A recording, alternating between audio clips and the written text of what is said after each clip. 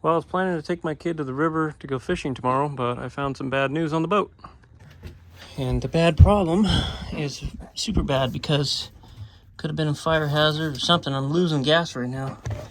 As you can see, it's all wet right there. The gas is just coming right out of the filler neck here. So you can see it coming out. So I have to go see if I can rob that part off of another boat.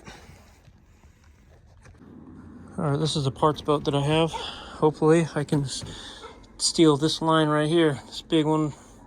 Hopefully that will work for my boat. All right, there's the line I need. Hopefully it's the length that I need for the boat that I'm trying to take out tomorrow.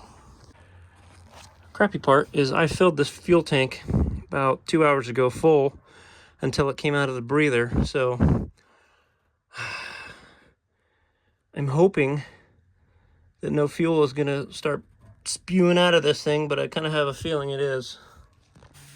All right, I decided to drain 5 gallons of fuel. If I have to, I'll drain more. I hooked to the original fuel line that goes to the carburetor. I hot wired the fuel pump here, and I'm making it go into this fuel tank for right now. Then I will be able to remove this line and replace it with the one that I have from the other boat. So far I've drained about that much fuel out of it, and you can already see the fuel line right here is dry, so definitely needs to be replaced. I'm going to replace it with the older line for right now, and then I'll buy a new one Monday and replace it. I'm just going to do temporary from here all the way up. Well, here's the leaky line, and here's the line I'm going to be replacing it with, just temporarily. Super glad I didn't get rid of that boat. Something was telling me not to, and this is why. All right, filler neck is installed. Thankfully, I had one here that I could take off a different boat.